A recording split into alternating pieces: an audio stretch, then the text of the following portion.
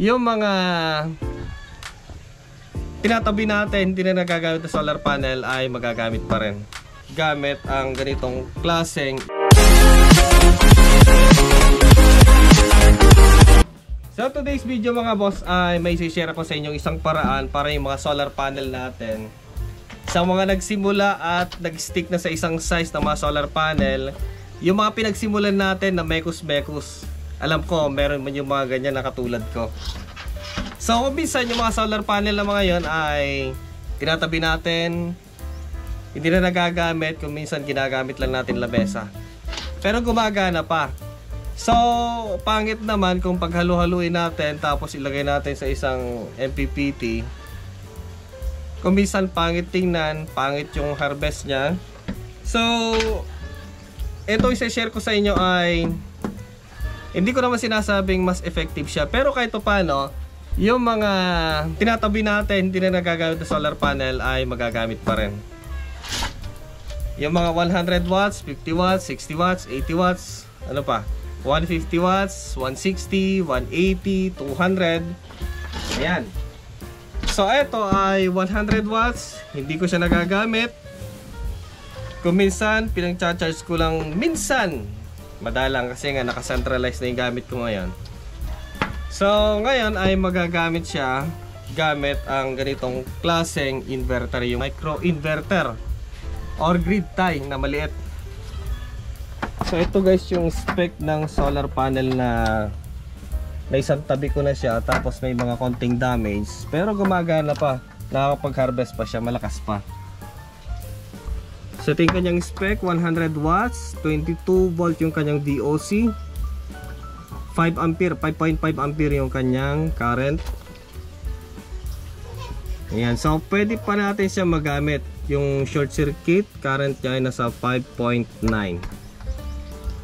So dito muna sa ating Bluetti, at meron siyang watt meter. So i-charge natin ito, titingnan natin kung kaya niyang pababain yung kanyang wattage. Ayan. So ito guys, dahil nga dumating siya na mas maaga kaysa kay grid, so ito yung gagamitin natin, si Bluetti. So nabili ko siya guys ng 1,700. Basta 1,700. Yung butal nalimutan ko na. So ito ay nasa 180 watts, 230 volt. Auto volt siya 80 to 230 volt.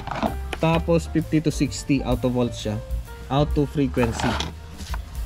Ayan, so ang kanyang starting voltage ay nasa, ang PV input voltage niya ay, yung range niya ay 10.8 hanggang 30.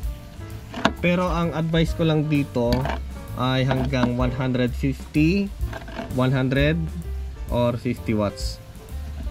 So pag sinalpakan natin ng 200 watts ay kaya naman niya, kaya lang napakainit. Okay, budget na microinverter kaysa itapon natin yung mga solar panel na hindi natin nagagamit. Sayang din naman. So dito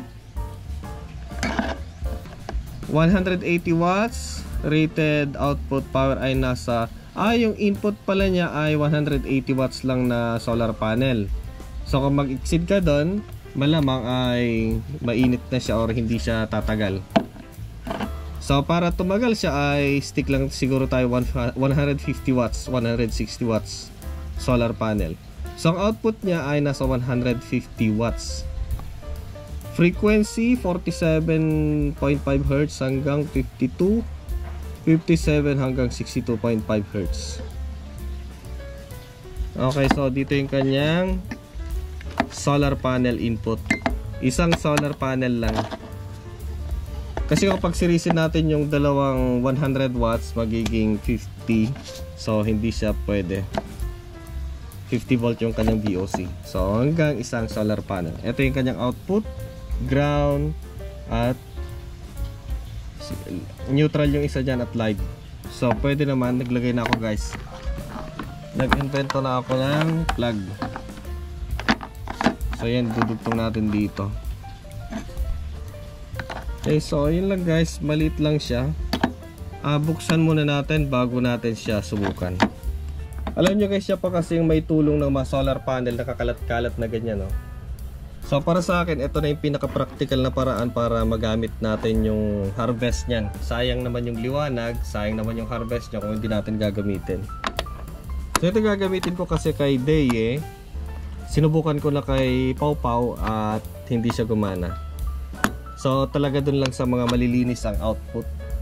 So dito sa amin ay steady naman na meron kaming load 24/7 na 200 watts. So tamang tama. Hindi lang siya pwede kapag kumbaga wala ka ng load at gumagana yung inverter. So para silang naglalaban.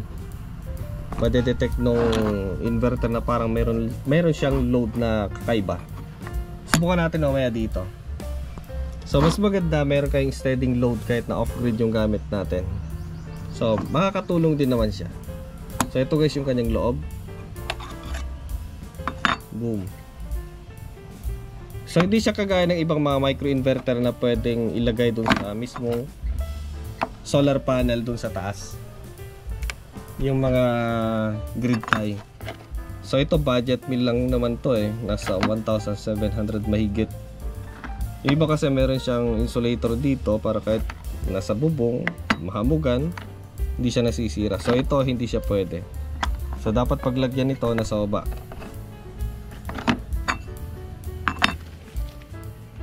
Lagyan natin dyan. So easy lang guys na install. 100 watts na monocrystalline. Init.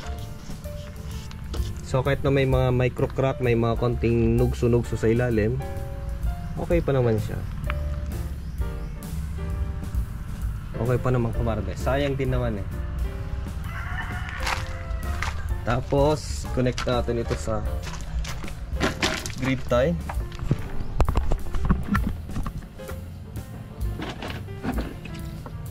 Dito sa negative pa yun. Negative din,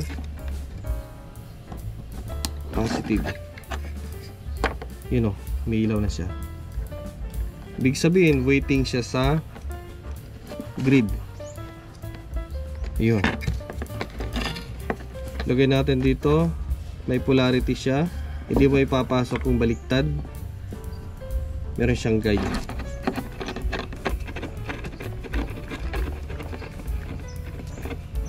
So ganun lang siya. Advisable yung ganitong unit kasi nga hindi siya IP65, hindi siya waterproof, indoor. Yung ibang microinverter kasi nakalagay mismo sa solar panel. So ito hindi. Ang starting voltage nga pala nito guys ay yung range nga pala dito ng PV input niya ay nasa 10.8. Pero ang starting voltage niya para umandar yung kanyang inverter ay nasa 18 volt hanggang 30 volt. So hindi advisable sa kanya yung mga 100 watts na EC-series kasi mataas yung kanyang VOC.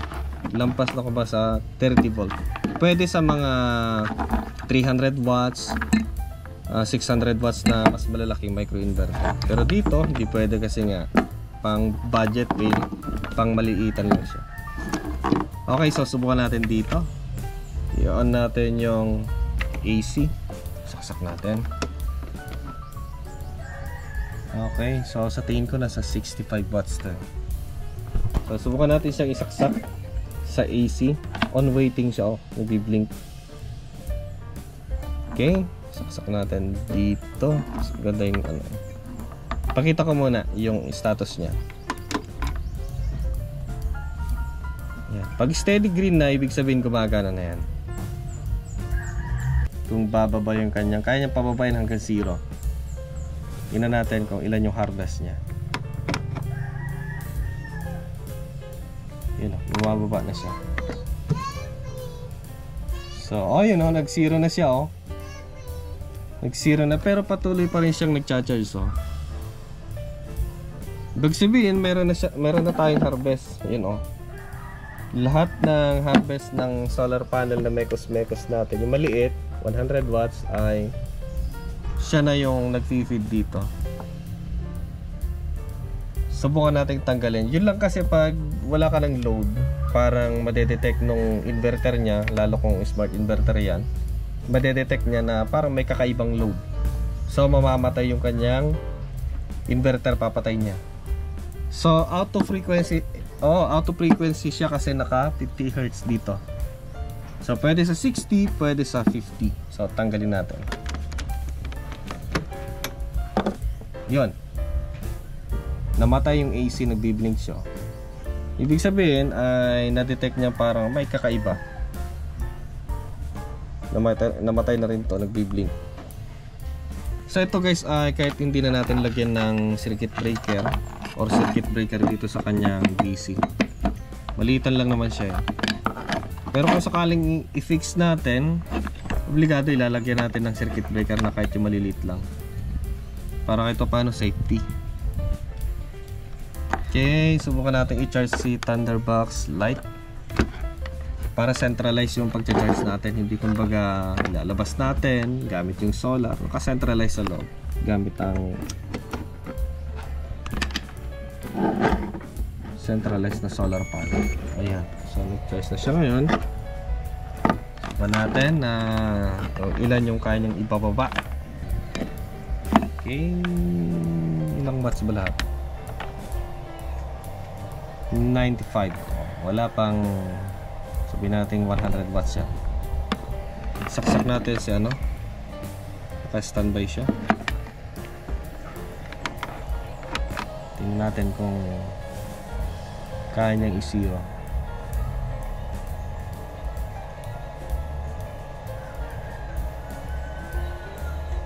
Ayan. So hanggang 47 watts na lang. Ito paano, nakabawas ng load. Ito paano, siya pa kumbaga yung may babawas niya sa electric bill natin. Pero sa akin kasi gamitin ko siya sa off-grid, kaya pandagdag lang. Sayang din naman yung solar panel na kakalat-kalat lang. So sinubukan ko to guys sa ano, sa 200 watts. Kaya naman niya, kaya lang mainit. Mainit siya. Okay sana kung meron siyang mga dagdag na ventilation, malalaki yung kanyang fins. Pero para sa akin, mas maganda gamitin ay 160 watts. Kasi ang advisable lang dito 180 watts na solar panel.